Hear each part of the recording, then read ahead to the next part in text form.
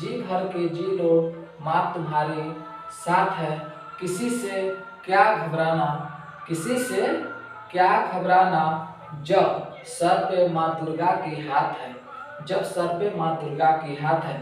सभी को ढेर सारी माँ दुर्गा की ढेर सारी शुभकामनाएं। तो चलिए आज हम स्टार्ट करने वाले हैं ट्रायंगल, जो टाइप अगला जो होगा नेक्स्ट। आज हम लोग पढ़ेंगे समरूप और सर्वाश्रम। समरूप और सर्वाश्रम, समरूप और सर्वाश्रम में हम लोग अंतर देखेंगे कि है क्या। ये दोनों के बीच हम लोग देखेंगे, जो कि ग्राफ हम पहले से बना चुके हैं, क्योंकि ग्राफ बनाते में समय बहुत लगता है, इसके वजह से मैं एक ग्राफ को पहले ही बना दिए हैं। तो हम लोग समरूप कहते किसे हैं? इस समरूप का जो है ये संकेत है। समरूप का ये क्या है? संकेत। जब भी समरूप का संकेत हम लोग को लिखना पड़ेगा कि दो चीज अगर आपस में दो त्रिभुज समरूप हो रहे हैं तो कैसे लिखते हैं? त्रिभुज ए बी सी समरूप चिन्ह, ये जो है समरूप उल्टा एस, इसको हम लोग समरूप बोलते हैं। अब इधर लिख देंगे पी क्यू आर। तो इस प्रकार के समझने के लिए ये चीज हम पहले ही छाप देते हैं। तो चलिए ज्यादा समय न लेते हुए अब हम लोग स्टार्ट करेंगे जो अभी समरूप के बारे में। समरूप कहते किसे हैं? जो सेम आकृति का हो। समरूप कहते किसे हैं? जो सेम आकृति का हो, छोटा हो या बड़ा, लेकिन एक ही समान का हो। एक ही समान यानी जैसे वृत्त, क्या लेंगे? वृत्त। अगर हम वृत्त लिए, इसको क्या बोलते हैं? सर्कल, यानी वृत्त लिए, क्या लेंगे? वृत्त। अब वृत्त छोटा हो या बड़ा है तो वृत्त ही ना, वृत्त छोटा हो या बड़ा, लेकिन है क्या? वृत्त ही है। त्रिज्या इसका मायने नहीं रखता, इसका त्रिज्या मायने नहीं रखता कि वह वृत्त की जो त्रिज्या हो वो सेम होना चाहिए। वृत्त छोटा हो या बड़ा लेकिन एक समान होना चाहिए। है वृत्त तो वृत्त ही होना चाहिए। जिसको हम लोग बोलते हैं कि पूरे भारत यानी पूरे विश्व के जितने भी वृत्त हैं वो सब क्या है? समरूप है।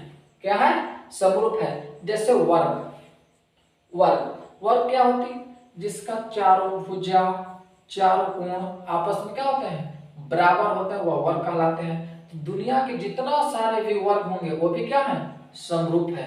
जैसे वर्ग, वर्ग अब छोटा हो या बड़ा हम ये नहीं बोलेंगे कि एक समान ही होना चाहिए, लेकिन होना चाहिए वर्ग, वह छोटा हो या बड़ा हो, लेकिन वो क्या है? समरूप है। देख लीजिए आप सभी को बीच हम आकृति बतला दिए हैं कि यह भी वर्ग है। वर्ग वर्ग वर्ग, ये सारे क्या है? वर्ग है।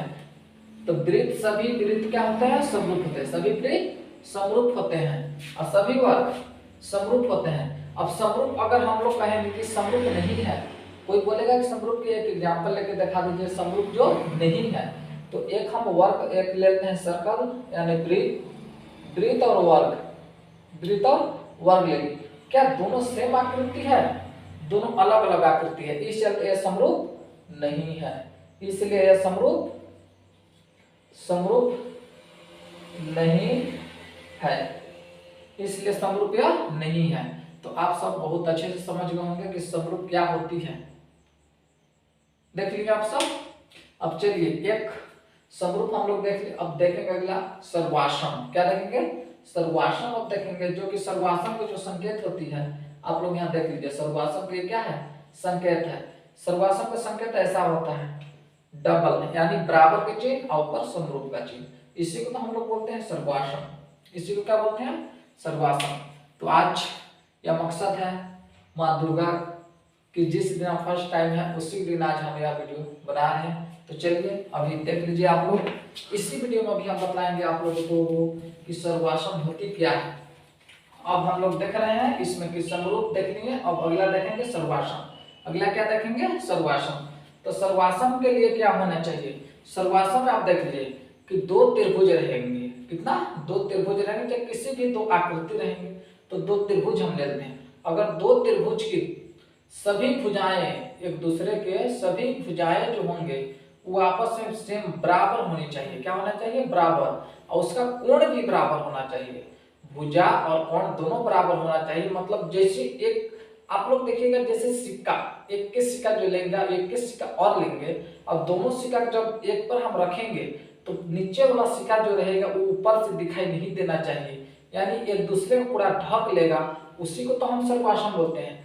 तो जिसका लंबाई चौड़ाई दोनों त्रिभुज का सेम होना चाहिए, लंबाई हो चौड़ाई हो जो भी हो या एंगल हो तो उसका सेम होना चाहिए। अगर हम इस त्रिभुज को उठाकर इस त्रिभुज पे रखते हैं, इस त्रिभुज को उठाकर इस त्रिभुज पर अगर हम रखते हैं तो यह त्रिभुज दिखाई नहीं देना चाहिए, यानी सेम आकृति का होगा तो ही इस त्रिभुज को वह ढक सकेगा।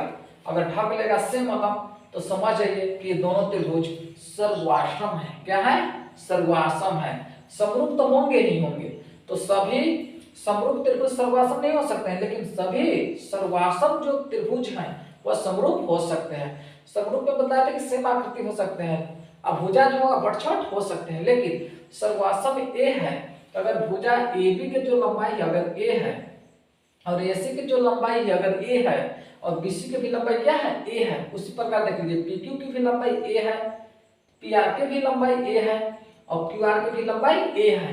तो इस सब की लंबाई अगर सेम है, अगर कोण ए कोण बी के बराबर है, यानी यहाँ 10 है तो ये भी 10 है, ये 20 है तो ये भी 20 है, अगर ये जो है वो भी वही है तो सेम हो गया, यानी लंबाई भी सेम, उसका कोण भी सेम, तो बोलेंगे कि यह दोनों त्रिभुज सर्वाश्रम है। क्या है?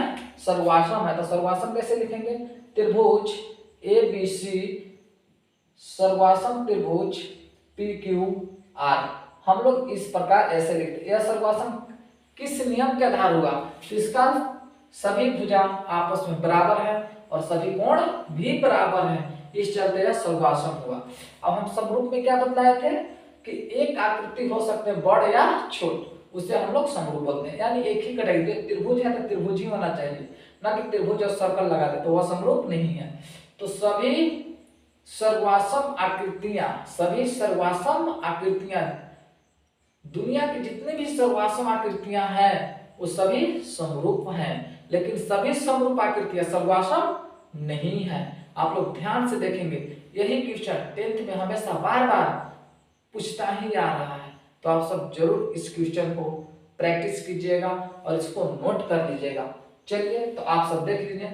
अब इसको बतलाना है आप लोगों को सेकंड में कि सर्वाश्रम है कि नहीं। देखिएगा, अगर ए बी की लंबाई ए है, अब बी जो कोण बना रहा है 90 डिग्री, तो यहाँ क्यू भी क्या बना रहा है? 90 डिग्री का कोण ही बना रहा है, यानी ए भी त्रिभुज क्या है?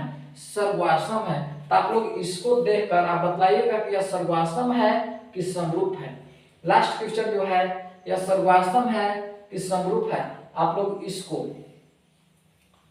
इसको आप लोग उत्तर कमेंट बॉक्स में कीजिएगा कि यह समरूप है कि सर्वाश्रम है। थैंक यू, जय हिंद। आप सभी को दुर्गा पूजा की ढेर सारी शुभकामनाएं। आप लोग मन से पूरा ध्यान से पढ़ाई करें ताकि आप सभी को एग्जाम और बहुत जल्द होने वाली है, तो आप सब बहुत ध्यान से पढ़ेंगे और तन मन धन से ही तैयारी करेंगे और दुर्गा पूजा की ढेर सारी शुभकामनाएं।